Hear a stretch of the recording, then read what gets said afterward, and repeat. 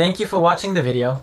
This is YouTube Medical University. The news has been talking about Mr. Takuro Morinaga, also known as Moritaku, a famous economic analyst, who was suddenly diagnosed with stage 4 pancreatic cancer. Mr. Morinaga had a medical checkup in November and they found a shadow.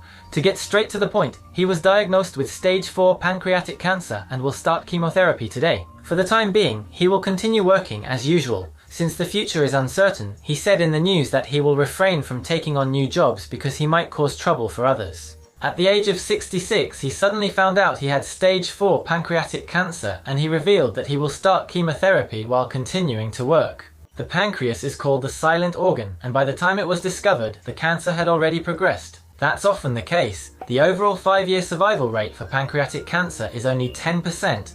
That famous manager, Shinichi Hoshino, and Apple's Steve Jobs also suffered from pancreatic cancer and lost their lives. However, pancreatic cancer, when it's still under 1 centimeter, if it can be detected early, the 5-year survival rate is said to be as high as 80%. However, in reality, by the time pancreatic cancer is found, distant metastasis is discovered in about half of the cases. And surprisingly, when doctors open up the abdomen to perform surgery, they often find that metastasis has already occurred at that point, making it impossible to remove the cancer through surgery. This happens quite often. Pancreatic cancer is very frightening once it develops, but this time, in order to reduce the risk of pancreatic cancer even a little, and even if it does develop so that it can be detected as early as possible, in this first part I will introduce 6 characteristics of people who are more likely to get pancreatic cancer. If any of these risks apply to you, taking preventive measures may help lower your chances of developing pancreatic cancer in the future. In the second part, I'll discuss who should get tested immediately. I will introduce 3 such cases. And finally, in the third part, I will talk about what is written in the 2022 Pancreatic Cancer Treatment Guidelines. I will introduce 3 early symptoms of pancreatic cancer. You might be surprised that early symptoms of pancreatic cancer can be detected from the color of your urine or skin. Just by listening to this video, you can reduce your risk of pancreatic cancer and increase your chances of early detection, so please watch until the end if you can. Due to the structure of hospitals, while they can examine, diagnose, and treat diseases, they rarely explain the risks of diseases or tell you what is effective in preventing them. This is because preventing diseases does not lead to reimbursement. However, what is important is to reduce risks before disease develops. And even if you do develop a disease, it's important to gain the knowledge to detect it early.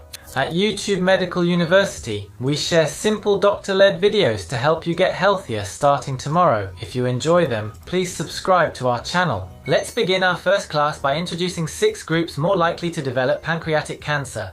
Here is the first of the 6 risk factors for pancreatic cancer. It's smoking. While it's well known that smoking is a risk factor for lung cancer, it actually increases the risk of pancreatic cancer as well. For men who smoke 40 cigarettes a day, the risk is said to be 3.3 times higher compared to those who don't smoke. In addition, smoking is known to increase the risk not only of lung cancer, but also of esophageal cancer and throat cancer. And it also causes arteriosclerosis, which narrows the blood vessels and increases the risk of cerebral infarction and myocardial infarction. Smoking. Reducing it even a little might be the key to living a healthy life in the latter half of your life. Here is the second of 6 groups more likely to develop pancreatic cancer. It's alcohol. Many people might think that if you cut back on both smoking and drinking, there's nothing left to enjoy. I'll share some data on how much drinking actually increases the risk of pancreatic cancer. In terms of pure alcohol, it's said that people who drink 37.5 grams or more have a 1.2 times higher risk of pancreatic cancer.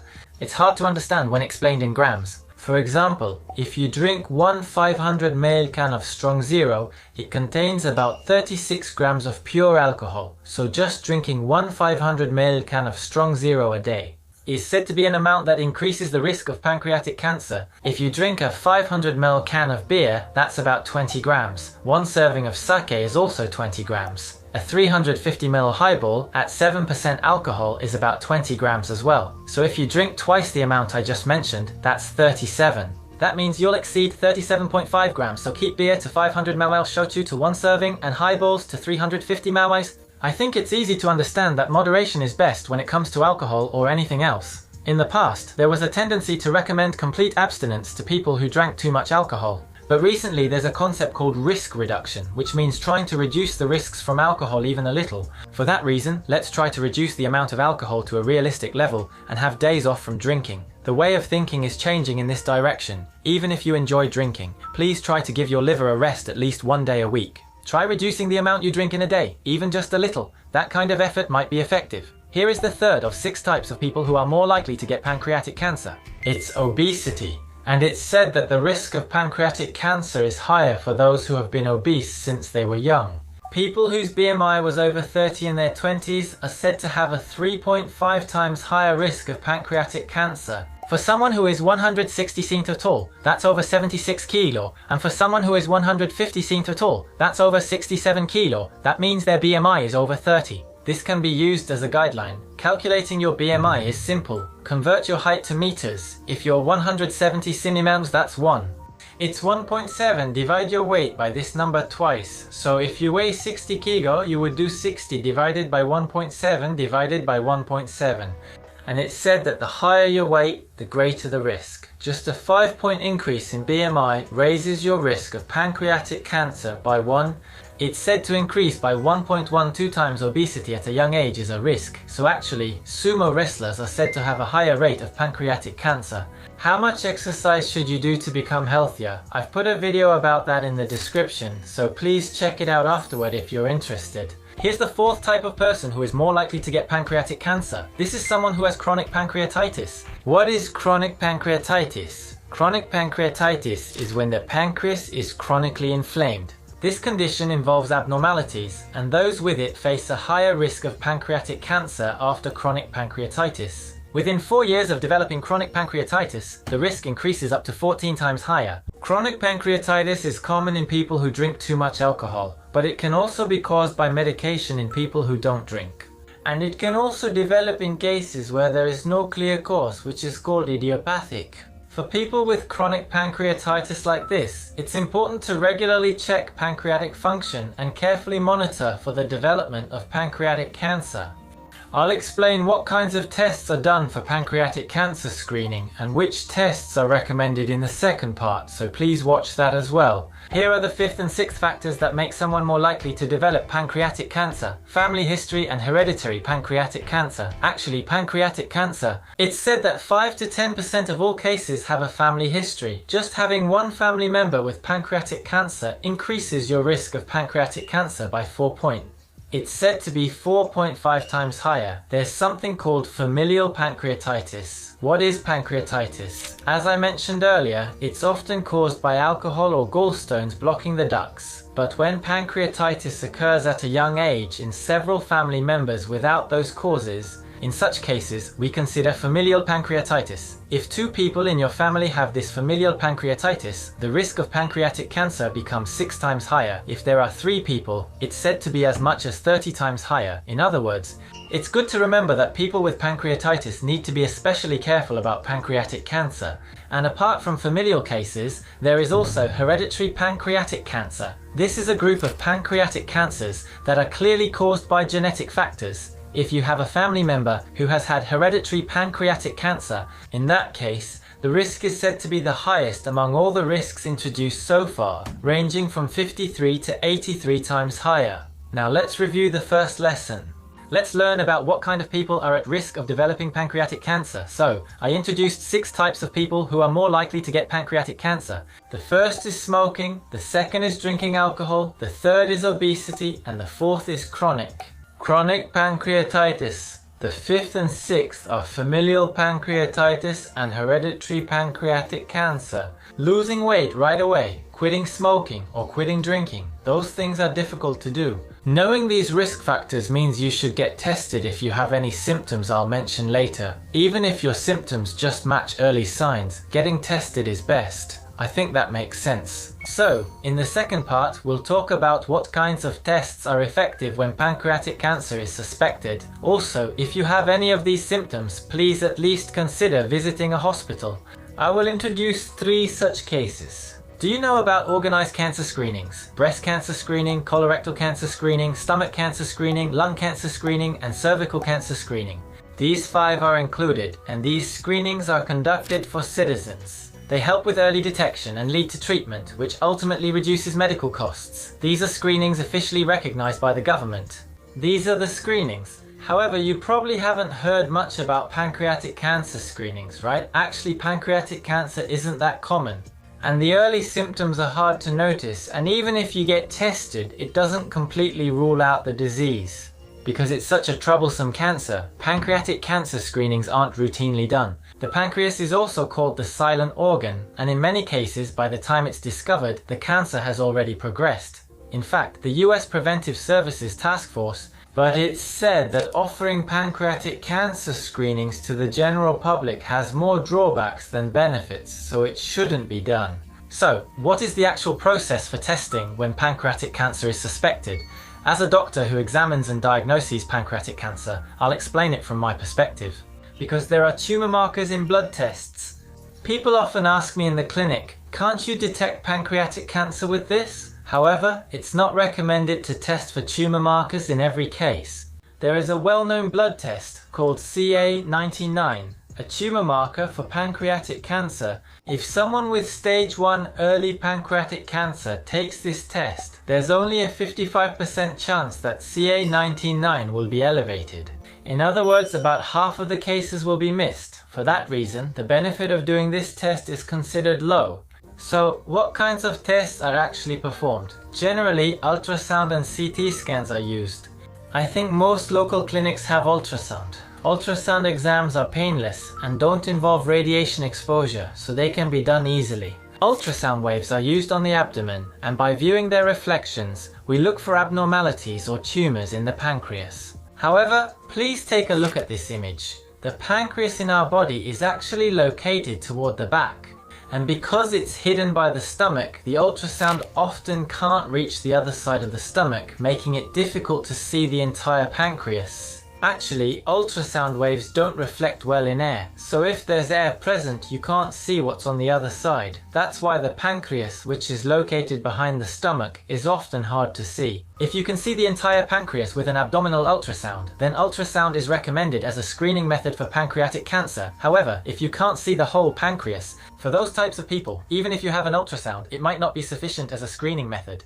Given that, is there any way to see the entire pancreas? As one such approach, there are reports that putting milk tea into the stomach makes it easier to see the pancreas. If you put gogo no kucha in the stomach, ultrasound beams can't pass through when there's air present.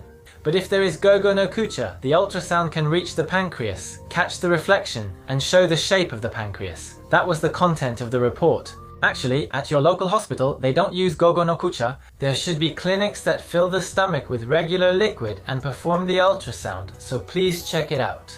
Even so, if you still can't see the pancreas, or if the ultrasound shows something in the pancreas, if something seems suspicious, that's when a CT scan is performed. A CT scan is an examination where you lie down and pass through a large ring-shaped machine like this. One of the advantages is that it allows you to see detailed cross-sectional images of the abdomen, and it's very useful because it can show the entire pancreas, which is hard to see with ultrasound. However, there are also disadvantages, such as the risk of radiation exposure. And in order to image the pancreas, it's necessary to use a contrast agent, so there's a risk of having an allergic reaction to the contrast agent. There's also a possibility of putting a strain on the kidneys. Because of these disadvantages, it's not practical to use contrast agents with everyone who is even a little worried about pancreatic cancer.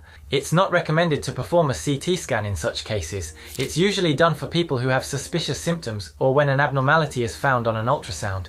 It's correct to say a CT scan is used in those situations. In addition, MRI scans can be performed, or an endoscopy with ultrasound can be used to examine the pancreas in more detail from inside the stomach. These kinds of tests are available. It doesn't necessarily mean that such tests should be performed from the beginning. You don't need these tests immediately, but if you feel any anxiety or have the symptoms I'll mention, consult your regular doctor, or if you don't have one, I recommend consulting a doctor at a hospital with a gastroenterology department if you don't have a regular physician. At that time, I recommend clearly telling the doctor that you are worried about pancreatic cancer. Since tests are not free, it's easier for the doctor to suggest these tests if you clearly express your concerns about pancreatic cancer or if your symptoms match. However, if it's unclear what you're worried about when you visit, it's harder for the doctor to actively recommend costly tests. there is that kind of psychological aspect as well, so please be honest and tell your doctor. Now in the second half of this session, if any of the following 3 cases apply to you, make sure to visit a hospital or consider getting tested. It's better to get tested. Here are 3 key times to get tested. The first one is this: when your diabetes gets worse. Actually, it's said that Takuro Morinaga, who was mentioned at the beginning, also had diabetes. Actually, diabetes is a risk factor for pancreatic cancer. People with diabetes are said to have higher blood sugar, which leads to arteriosclerosis, making them more likely to have clogged heart vessels and strokes. But in fact, the #1 cause of death for people with diabetes is malignant tumors, cancer, so just having diabetes. But it is a risk factor for pancreatic cancer, and when diabetes worsens, the possibility that pancreatic cancer is hiding increases significantly. I can understand if unhealthy habits like overeating or lack of exercise make diabetes worse. But if you're eating the same as usual and still exercising, and your blood sugar suddenly rises even though nothing has changed. At times like this, most doctors will consider pancreatic cancer. That's because the pancreas is the organ that produces insulin, the hormone that lowers blood sugar. So if you develop pancreatic cancer, if the pancreas can't produce insulin properly, your blood sugar will rise. In addition, your diabetes may get worse. The reasons can include thyroid issues or a disease called SPIDDM, where insulin secretion suddenly decreases, as well as various other conditions. So if your diabetes gets worse, please consult your primary doctor at that time. Here is the second of the 3 best times to get tested for pancreatic cancer. It's for people who have cysts in their pancreas. These are also called pancreatic cysts, or IPMN. You can think of it as having a pool of fluid collected in the pancreas. People who have IPMN in their pancreas are said to have a 22 times higher risk of pancreatic cancer. The troublesome thing about this pancreatic cyst called IPMN is that it can slowly, very slowly, evolve into cancer over time. And it's not just pancreatic cancer. There are even reports that having IPMN increases the risk of other cancers as well. That's why, depending on the size, location, and appearance of this fluid collection in the pancreas, it is recommended in the guidelines to have ultrasound or MRI examinations every 3 months, every 6 months, or every year. If you have fluid accumulating in your pancreas, don't just assume that a little fluid isn't a big deal. Make sure to consult your doctor and get tested regularly at the right intervals. Please consider getting tested to check if you have pancreatic cancer. Here is the 3rd recommended time to get tested for pancreatic cancer. This is when symptoms like abdominal pain do not improve and persist for a long time. For example, when you have gastroenteritis, your intestines are infected by a virus or bacteria which causes abdominal pain. However, in most infections, symptoms improve within 1 to several weeks. In the case of cancers like pancreatic cancer, abdominal pain does not improve even after 2 or 3 weeks. In fact, it may gradually get worse. So if your symptoms persist or are getting a little worse, and the abdominal pain is not caused by movement or physical activity, but instead it hurts persistently even when you are at rest. If your pain has these characteristics, it's time to consider not only pancreatic cancer but also cancers of other internal organs. If the pain does not go away on its own, or if it doesn't improve at all even after treatment, please consult your doctor if you have such symptoms. Please make sure to consult your doctor. Now let's review the second lesson. We introduced ultrasound and CT scans as tests for pancreatic cancer. We also discussed the right timing for getting these tests. The first of the 3 key points is a sudden worsening of diabetes. Timing. The second is people who have cysts in their pancreas. And the third is people who have a persistent feeling of discomfort or pain in their abdomen for a long period of time. Finally, in the third part, I will talk about what is written in the 2022 Pancreatic Cancer Guidelines. I will introduce 3 early symptoms of pancreatic cancer. The first early symptom of pancreatic cancer is weight loss. Mr. Takuro Morinaga, who developed pancreatic cancer, also experienced weight loss and thought something was wrong, so he went for a medical checkup. This is what he said. Recently, my appetite decreased and I lost weight. I lost about 3 to 5 kilograms, and when I was told I should get checked, I went for a medical checkup and pancreatic cancer was found. That's what happened. Cancer is troublesome because it draws in nearby blood vessels and absorbs nutrients in order to grow rapidly. So even when you eat, the nutrients are taken by the cancer and your body ends up in a state of malnutrition. This is called cachexia. Because the cancer takes away the nutrients, you actually lose energy, your appetite decreases, and you start losing weight. As a guideline for weight loss, if you lose 1 kilogram or more in a month, it could be a sign of pathological weight loss. There is a definition of losing 4.5 kilograms or 5% or more of your body weight in 6 months, so if you are losing weight, please use this as a reference. Early symptoms of pancreatic cancer. Top 3. The second one is jaundice. Have you ever heard of jaundice? It's when your skin or the whites of your eyes turn yellow. Actually, as you can see in this image, the duct from the pancreas and the bile duct from the gallbladder actually merge together. When pancreatic cancer grows and presses on these ducts, it causes a blockage in the bile duct. Since the bile can't flow into the intestines, it circulates throughout the body, causing symptoms like yellowing of the skin and eyes. Bile is also the pigment that gives stool its brown color. When this pigment circulates throughout the body, components of bile also appear in the urine, making it more yellow than usual. The color seems darker. When you notice such changes, it could be jaundice, and behind that, there may be underlying pancreatic cancer. And this symptom occurs in the part of the pancreas called the head of the pancreas, which is close to the bile duct. If the cancer is in the head of the pancreas, symptoms are more likely to appear. On the other hand, if the cancer develops at the end of the pancreas, called the tail, symptoms are less likely to appear. In such cases, jaundice is less likely to appear, so symptoms are harder to notice and early detection is known to be difficult. Here are 3 early symptoms of pancreatic cancer. The third one is this. It's pain in the abdomen or back. The pancreas is an organ located toward the back, right? So with pancreatic cancer, people may complain of back pain or abdominal pain. When pancreatic cancer worsens and the digestive enzymes called pancreatic juice can't be released properly, the pancreatic juice gets backed up. As a result, the digestive enzymes in the pancreatic juice start to destroy and dissolve the pancreas itself. This can lead to a condition called pancreatitis. I've actually seen many patients who developed pancreatitis, and the level of pain is extraordinary. The pain in their back is so severe that they're really curled up. Most people say they've never experienced pain like this in their entire life. As I said in the second period, the pain doesn't improve over time and still hurts even when sitting quietly. Such abdominal pain and back pain could be early symptoms of pancreatic cancer. When pancreatic cancer is first found, the most common initial symptom is this abdominal pain, which occurs in about 30% of cases. Jaundice, where the skin turns yellow, occurs in 18% of cases. And then there's loss of appetite and weight loss. Mr. Morinaga's pattern accounts for 4%. Also, we must not forget those who have no symptoms at all. There are also people who were found to have it by chance during an examination.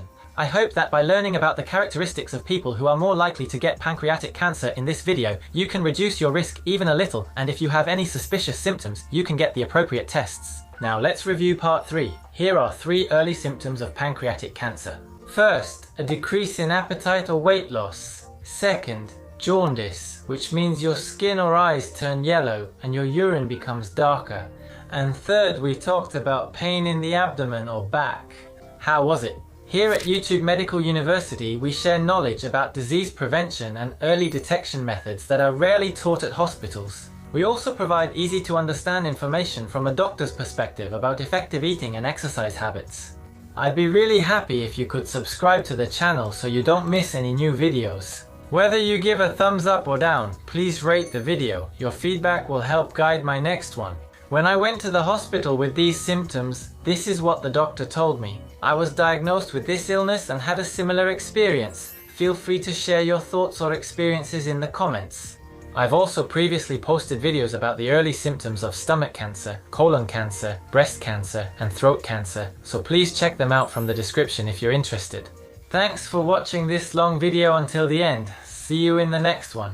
I've published my first book. As a general practitioner, I've learned from patients how to live without growing old from age 70 onward. I want to live that way too. There are such health methods. Thanks to the many patients I've met so far, I've gained a lot of insights. This book is filled with wisdom on how to live a healthy and happy life. Pre-orders are now open on Amazon with special bonuses. For details, see the description below.